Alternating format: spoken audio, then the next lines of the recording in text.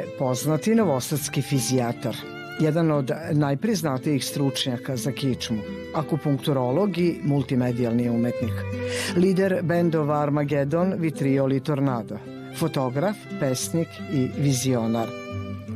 Na obe strane jedne priče, i naučne i umetničke, jednako predano i tek na pola puta. Doktor Đorđe Letić. Na početku beše muzika ili anatomija? Anatomija beše na početku još sa nekih 10 godina. To sam baš s našim prijateljem Bogicom pričao. Knjigu sam neku dobio, zapravo strip Tajne čovekovog tela. Neki Fernandez je to pravio, španski autor stripova, gde je zapravo kroz jednu naučno-fantastičnu akciju objašnjeno stanje i funkcionisanje ljudskog organizma, gde se hrabri leukociti bore sa hordama mikroba. I to je za mene kao 10-godišnjaka bilo potpuno otkrovenje. I tu sam kao rešio da uđem malo dublje u medicinu još odavno.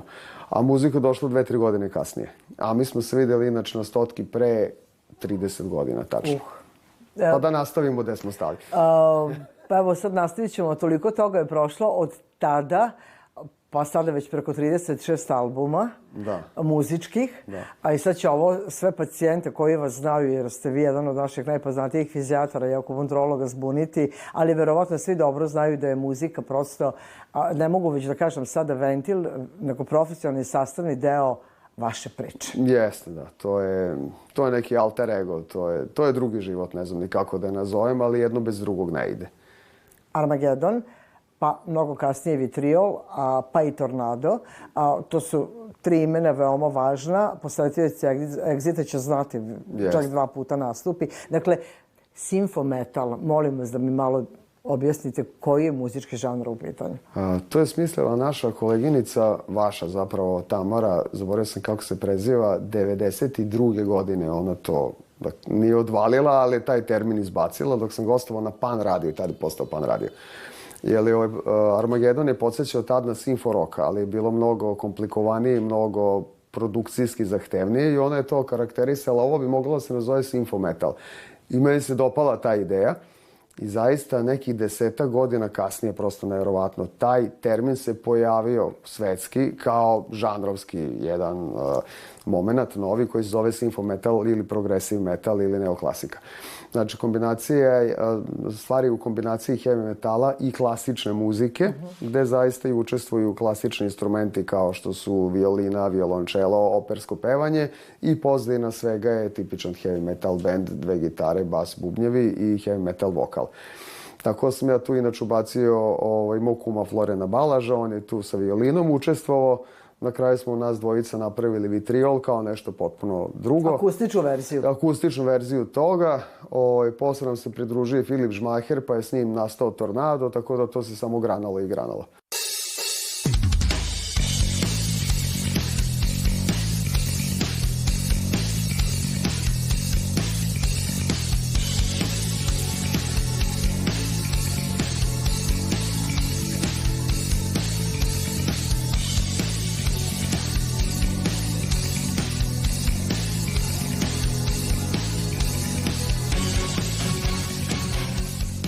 Kako ste se vi našli u svemu tome i pronašli u stvari?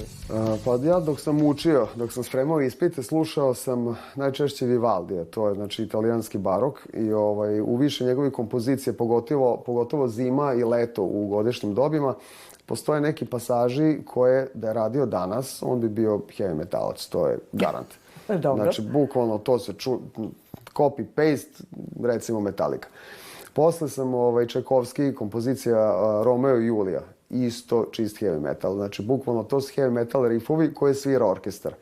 I tu sam shvatio, isti su tonovi, samo da je drugačija produkcija i dobit ću nešto potpuno drugačije, ali u osnovi melodijske linije su iste. I tako sam krenuo da eksperimentišem sa tim i pokazalo se, barem meni, kao interesantno. Sad, moj talent je da radim, sve što radim je apsolutno nekomercijalno, kao da sam to namerno radio, tako da od tih 30 albuma verovatno niko ikad nije ovde čuo za mene. ali sam objavio 3 albuma u Nemačkoj, jedan u Japanu, jedan za Rusiju i bitno mi je da ta publika svetska zna zapravo za Armagedon. Znači svetskoj publici ste poznati. Da, ko je u heavy metalu, taj ili Armagedon ili Tornado, to ne može da omaši. Postojimo u svim heavy metal enciklopedijama, što virtualnim, što papirnim, tako da tu sam ostavio neki trag, ali još uvijek nije to dovoljno. Tek treba da uradim pravu stvar. Znači, priča tek počinje. Da. Zapravo, niste čak ni na pola. Ne, sad sam se sve te kompozicije sam ja radio još u srednjoj školi tu za nekih 17-18 godina, ali je sve bilo toliko megalomanski da je tehnički bilo nemoguće da to uopšte ostvarim. I ja sam svoj album Master of Peace tek pre 2-3 godine objavio, jer su postojale tehničke mogućnosti da snimam na preko 100 kanala, da bude tu hor, da bude gudački kvartet. Tek tad, posle 30 godina sam to uspeo. Bilo je nemoguće ranije, jer sam snimao kod Bate Noni na 8 kanala, taskam ovo magnetofonu, tu smo improvizovali najstrašnije. I'm flying over mountains of cloud, it's spreading far below. The sky was blue like sapphire crystal and sun is shining high above.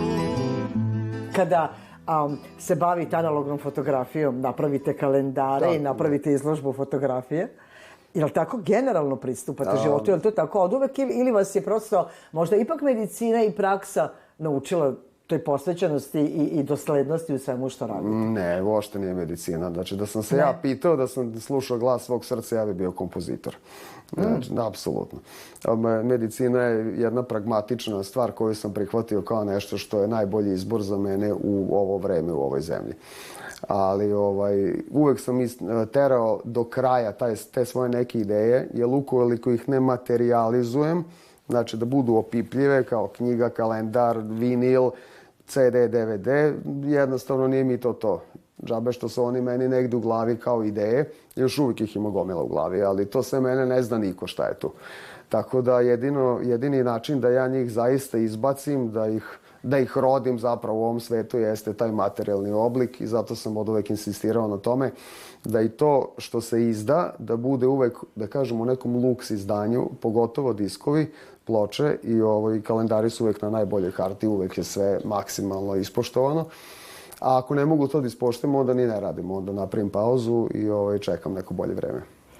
Analogna fotografija, ajde da onda krenemo redom, a priroda, neki prirodni fenomeni, ali ono u čemu svi uživamo, koja jeste neki ventil, zalasci, izlazi sunca, nema čoveka. Nema, zašto? Zašto? Zato što me zove 60 ljudi dnevno i ubije me svojim problemima, tako da zaista, znači, ne trebaju mi na fotografijama. Drugo, mislim da je priroda sama za sebe fascinantna i bez čoveka, da mi kao ljudi smo ovu planetu doveli do granice uništenja, tako da želim da pokažem prirodu onaka kakva jeste bez nas. Dakle, sam analogna fotografija, što je još jedan poseban izazov, uhvatiti trenutak. Da li i danas fotografišete na digitalni i savremen način i ako ne, zašto vam to smeta? Pa do skora sam imao, još uvek imam do duše Zenit aparat, to je još iz 84. Ali sad je to postalo toliko nepraktično sa filmovima, sa razvijanjem, to je sad baš onako kuriozitet da neko to radi.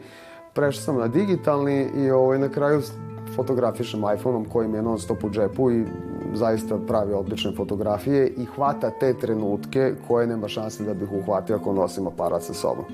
Tako da zadnje 3-4 kalendara sve telefonom slikam.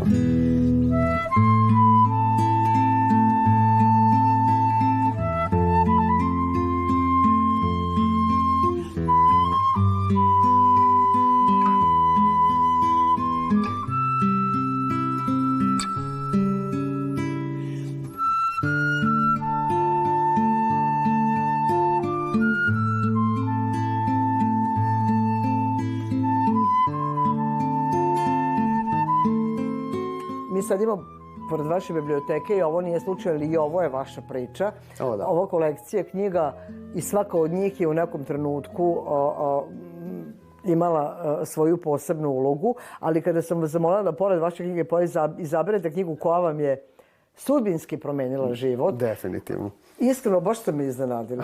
Da. Nije Tolkien, da. Svi misle da je Tolkien. Ja sam mislila da će biti Tolkien i sad odjednom. Znate pravilo uspeha? Da, Brian Tracy. Mislim, moram samo da kažem, Tolkien je promenio sve u smislu od Tolkiena je nastao vitriol, to je definitivno. Od tog Fernando Fernandeza stripa sam krenuo u medicinu, ali zapravo moj kompletan preokret, proboj u karijeri i sve ostalo je potpuno slučajno. Ta knjiga Zlatna pravila uspeha, prilično onako čak i glupav naziv, ništa, ona dele prozaično. Da. Međutim, kad sam uronio u to, ja sam se potpuno oduševio. To mi je, inače, moj prijatelj i kolega Mika Nedeljković u nekom razgovoru dok smo putovali za Beograd na moj prvi kurs iz hiroprakse 2004. godine, kada sam krenuo se bavim osteopatijom i hiropraksom, usput pomenuo. I to je bio neki neobavezni razgovor. Iz nekog razloga mi je to ostalo u glavi kao knjiga transformacije. Tu imate i meditacije, i afirmacije, i svega što je potrebno da fokusirate i manifestujete svoj cilj. Ja sam tad imao cilj da se spasem s klinike za rehabilitaciju, što sam uspio tek posle 10 godina od tog momenta, ali mi se posle ove knjige cilj potpuno iskristalisao. Znači, video sam ga bukvalno kao što vas sada gledam. Trebalo je puno vremena da se to ostvari, ali jedan od početaka je zapravo čitanje te knjige, koja mi je za sobom povukla stotine knjiga na tu temu, kurseva, online kurseva, živih kurseva, koje sam sa velikim zadovoljstvom progutao. I zapravo tu kreće moje neko interesovanje za potpuno neke druge stvari, tipa psihologije, hipnoze, manuelnih terapija, svega ostalog što bi moglo da mi posluži kao lekaru, fizijatru u svakodnevnoj praksi.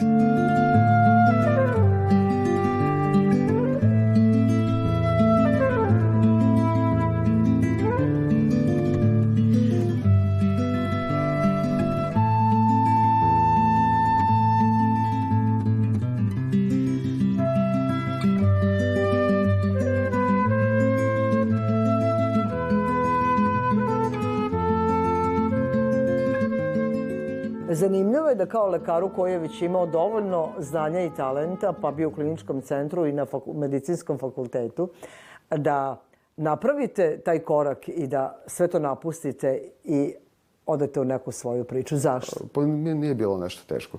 Nije? Nije. Znači, atmosfera je postala jednog momenta neizdrživa. S jedne strane, to mi je pomoglo u samoj klinici. S druge strane, došao sam do jednog plafona tog nekog znanja konzervativnog koje se nudi u našem obrazovanju i u našem sadašnjem školstvu, čime nisam bio zadovoljan uopšte. Znači, po meni je to, dobio sam neku osnovu, ono što je mene interesovalo, prevazilazilo je te osnove desetostruko. Mene je to bacilo u paniku, iskreno rečeno, jer sam znao koje sve stvari mogu da naučim, šta sve postoji na svetu mimo ove zemlje, mimo našeg sistema obrazovanja. Samo odete preko puta u Bosnu, u Hrvatsku i dobijete najbolje svetske predavače koji postoje. Tako da nije to neki dalek put. Drugo, u Beograd često navraćaju, pogotovo iz manuelne terapije. Jedan od najjačih likova je John Gibbons, najjači hiropraktičar na svetu koji povremeno gostuje kod nas. Gomila osteopata koji su zaista priznati, ljudi akupunkturolozi, ljudi koji se bave kineskom tradicionalnom medicinom. Pomenuo bi Anu Žikić, koja je recimo doktorica koja je završila našu medicinu i zatim medicinu u Kini, njihovu tradicionalnu. Ona radi u Beogradu, akupunkturu. I od takvih ljudi nešto naučiti je potpuno otkrovenje što se tiče mog profesionalnog života bilo.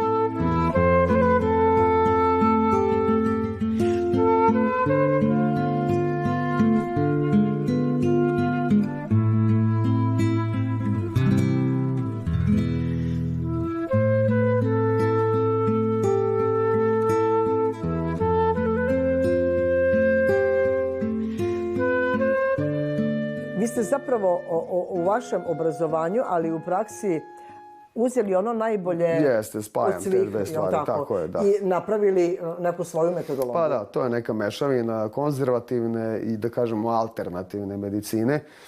S tim što više akupunktura ni ne spada više u alternativno. To sve postaje sad nešto što je normalno, podrazumeva se. Drugo, mislim da pacijenti najviše dolaze zato što im dajem bezbolne injekcije, po tome sam najpoznatiji. Onda i oni koji se boje ili imaju te fobije, onda im bude lakše. Tako da to je neki moj, da kažemo, talenat, ne znam ja odakle mi.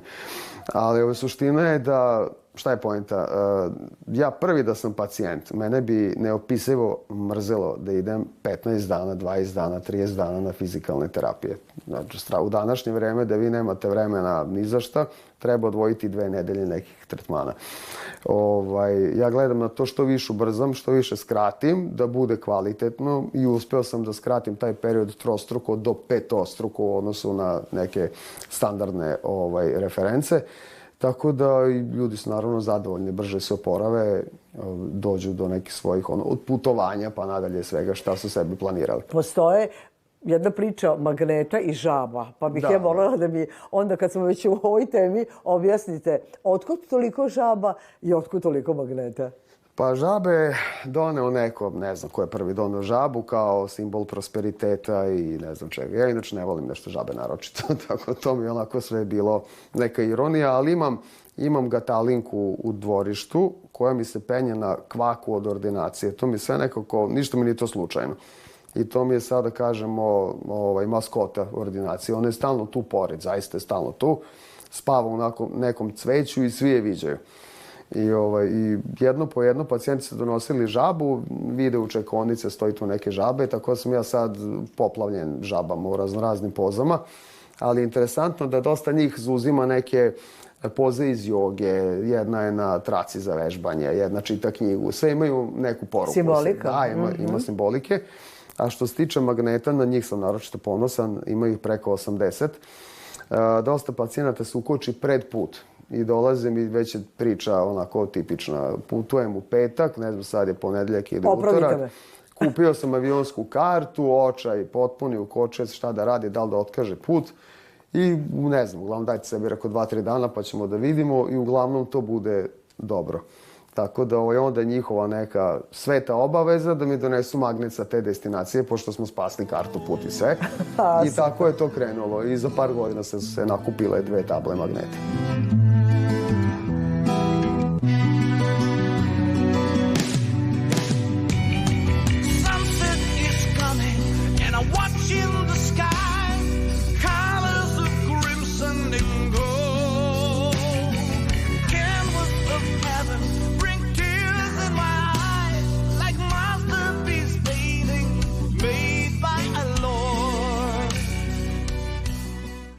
Moram sad da pređem i na sledeću temu, a to je veoma važna tema za svakog. Otac ste 3 dece. Kako danas, po vašem mišljenju, vaspitavate decu na pravi način? Pa teško je, mogu vam reći. Ja najviše zameram. Takav je jednostavno trend da se deca slabo kreću. To je problem i ja uglavnom insistiram da non stop idu napolje, da budu u pokretu, da voze bicikl. Jer kroz kretnju se razvija i inteligencija, i motorika, i radoznalost, i izgled, nego zdravlje jednostavno tela. Tako da to je nešto što ih treba naterati, ali bi bilo najbolje da deca to već nekako da im se usadi što ranije ta potreba za sportom i za kretanjem. Jer imam bukvalno epidemiju klinaca koji su pred kraj osnovne škole i početak srednje, da se tek tada osveste da imaju katastrofa deformitete grudnog dela, kičme, kifoze, raznorazne druge, ravna stopala, tegobe kao da su 10 godina stariji i slično, a to sve zbog neaktiviteta i dugotrenog sedenja. Znači, to je buljanje u telefon, laptop, to je jedna epidemija praktično svetskih razmjera koja uopšte nije naivna. I drugo, utiče i na njihov fokus, to je ono što primećujem kod svoje dece i kod druge dece naročito. Tako da trebalo bi im zapravo negovati da se kreću što više i da knjige čitaju što više. Znači što manje elektronskih uređaja, što više konkretno knjiga i boravka napolje. Pričate 2 stvari o kojoj svi brinemo kao roditelji. A da li uspevate kao roditelji u tome da ih animirate u svemu tome? Kako? To je sad teško. To je teško, ali ne damo se. Tu kada su kod mene, uglavnom onda se vozi bicikl, trotinet, izlazimo napolje, tu blizu nam je kej, onda ja pokušavam da ih animiram da malo se vozimo po keju, Cilj nam je da dođemo od Futoga do Begeča, ali to je još onako na dugom štapu. Nadam se da ćemo uspjeti. Biće lepo vreme, pa sad kad dođe leto polako. Pomenuli ste sada dve najozbiljnije stvari koje zaista prete, a to je upravo način života koji svi vodimo, a ne samo mladi. I zapravo vaša oblast i nauka treba da pruži neka rešenja. Šta je onda ključno? Dakle, kretanje, prepoznavanje, nedozvoljavanje sebi ili dnevni rituali. Na kraju krajeva vi imate mnogo pacijenata. Vaš dan je, pretpostavljam, mora biti u nekim dnevnim ritualima u kojima vi prosto možete da funkcionišete. Da. Na koji način to da uradimo? Pa vidite, neću sad da reklamiram, ali mislim da je ono što Ranko Rajević radi preko NTC-a, da je to fenomenalna stvar. Da deca od samog starta treba da se aktiviraju, ali ne na način kako naše školstvo zapravo uči decu. I gledam dosta platformi koje izučavamo online, nije ni bitno. Svuda se taj standardni tip školstva i učenja polako izbacuje za nešto što je svrsishodnije. Deca moraju da se kreću, moraju da razmišljaju, moraju da se osveste, ali potrebna je podrška roditelja i okoline za tako nešto. Sad, naš školski sistem, kao i sve u našoj zemlji, je ekstremno tromo, to se neće promeniti ko zna koliko. Tako da praktično ostaje na porodice, na roditeljima i na nekim vanškolskim aktivnostima da se deca usmere da budu aktivnija.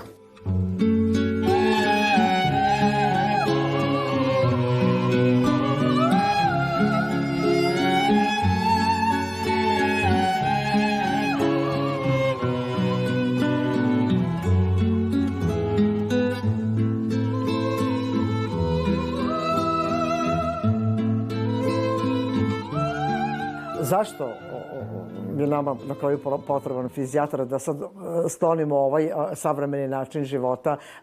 Ko je podložniji problemima i češćem odlasku kod psihijatra? Da li ste u psihologiji već možete da odredite tu vrstu ljudi? Da, kako da ne. Pa prvo, šta je problem kod nas generalno kao kod naroda? Mi smo zdravstveno neprosvećeni katastrofalno.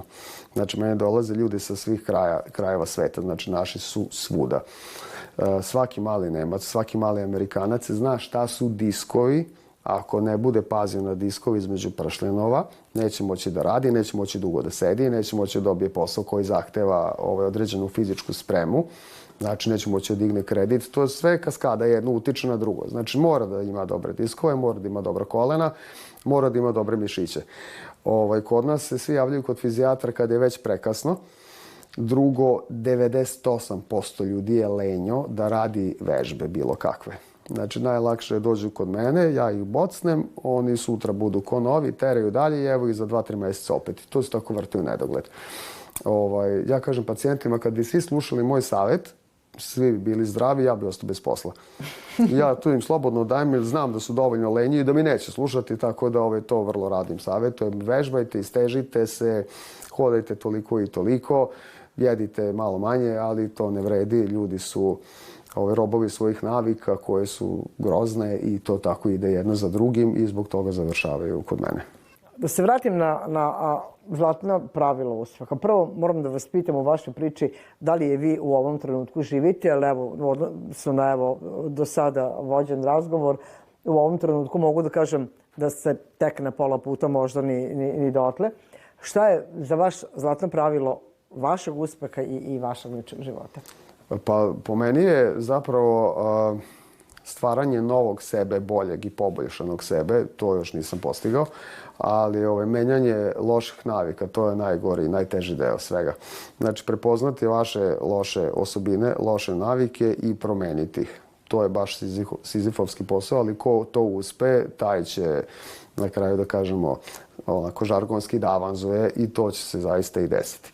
U principu nije toliko strašno, trebam 3 do 4 nedelje da se fokusirate na nešto, da se izmeni, ali najbitnije od svega da zapravo iskristališete šta je to tačno i precizno šta vi želite od sebe i od svog života. Koji je to cilj kojem ćete se vi posvetiti totalno i iskreno i od srca. I kada se to fokusira, onda krećete u tom pravcu i ne sme ništa da vas omete. Jeste uspeli u tom? Ja sam dobrim delom. da čuknem udaralo, što kažu babe. Pa nekih 80% stvari sam uradio u odnosu na pre početka te knjige. A šta je onda još ostalo u vašoj priči da bi mogli da zatvorite? To ne mogu da kažem zato što se neće ostvariti. To je prvo, planove čuvamo za sebe. Ali ovi su toliko visoki da su suludo visoki, ali mislim da je nebo je granica. Tako da ono što sam sebi zacrtao, ako ostvarim i još 10% toga, bit ću zadovoljan.